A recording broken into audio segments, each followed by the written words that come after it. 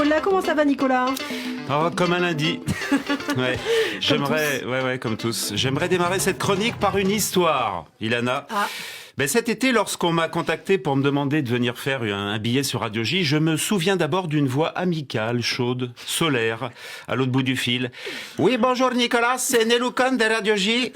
Je voulais savoir si ça vous intéressait de venir faire une chronique juste avant l'interview de Christophe Barbier. Moi, j'ai dit, qui ça? Bah, Christophe Barbier. J'ai dit, oui, non, bien sûr, je vois qui est Christophe Barbier. Je voulais dire, qui ça? Moi? Bah oui, vous. Toute ressemblance avec une voix existante n'est pas fortuite. Ça fait un peu accent mexicain, là. Je suis le seul en France à faire cet accent roumain et mexicain en même temps. Il s'agit donc de la voix de Neloukan, le directeur de l'antenne, pas celle qui est sur le toit, non, le monsieur qui décide de qui mettre derrière le micro, en l'occurrence votre serviteur, décision que je ne comprends toujours pas à l'heure actuelle. Né en Roumanie, mais garçon absolument charmant, ces deux informations n'ayant aucun rapport l'une avec l'autre, Nelou me dit « On aimerait bien que vous fassiez un petit billet d'humeur sympathique, d'actu, pour bien démarrer la semaine, un billet qui donne la pêche les lundis matins. » Boum, 3 semaines après, que des morts. Mamie Blue, dont c'est le dernier virage PNC aux portes. Jean-Luc Godard, qui a fini à bout de souffle. Michel Drucker, qui va bien, rassurez-vous. Oui, Non, Lynn Renaud au top, Badinter au taquet, Edgar Morin repasse le bac. Enfin, tout va bien. Mais c'est vrai que c'est pas gai, tout ça, admettez. Pas grave, cœur vaillant. J'entame ma chronique réintitulée provisoirement, j'espère. C'est lundi, c'est nécrologie. Depuis plus d'une heure, le catafalque contenant le cercueil de la Dancing Queen a été refermé. Imaginez, question qu'on s'est tous posée, en tout cas moi qui n'aime pas vraiment la vie, encore moins la mort. Imaginez que comme dans Kill Bill, Mamie Porridge soit pas vraiment bouillie, que le roast beef soit pas refroidi. Oh secours, laissez-moi sortir, c'est trop petit là-dedans.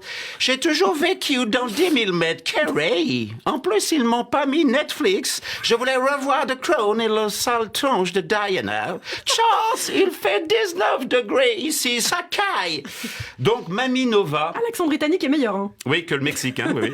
Donc, Mamie Nova, funéraillée dans 4 heures, avec Queen-Amax, site de Paris en ligne, parier sur la couleur de la robe. Saint-Pierre peut faire une attaque. Puis elle partira au tri sélectif, poubelle jaune fluo, et rejoindra Philippe, prince de Grèce, qui en 17 mois a eu le temps de se transformer en Macédoine, c'est juste à côté.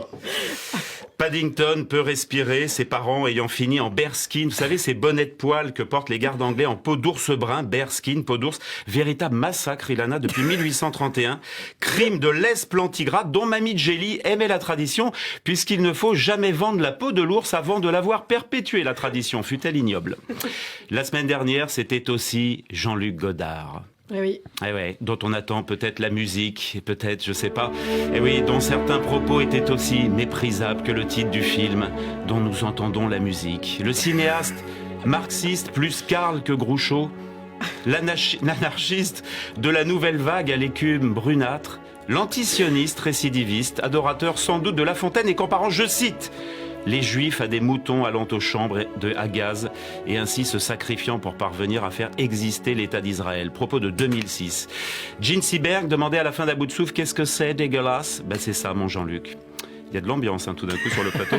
Alors je propose non pas de culture cancellée le cinéma de Godard, mais en mouton de pousser un coup de gueule. Mais... Et ma chronique, Ilana, tu la trouves légère, ma chronique? Et mes vannes, Christophe, tu les aimes, mes vannes? Les causes du décès du génie franco-suisse sont floues. Apparemment, il aurait revu l'entièreté de ses films et se serait laissé piquer comme un corgi royal. La question se pose, doit-on être favorable à l'apport d'une assistance cinématographique pour les personnes désirant en terminer? Pour ou contre l'acharnement cinématographique? Le cinéma de Fabien Antoniente apporte depuis une bonne vingtaine d'années une réponse sédative intéressante.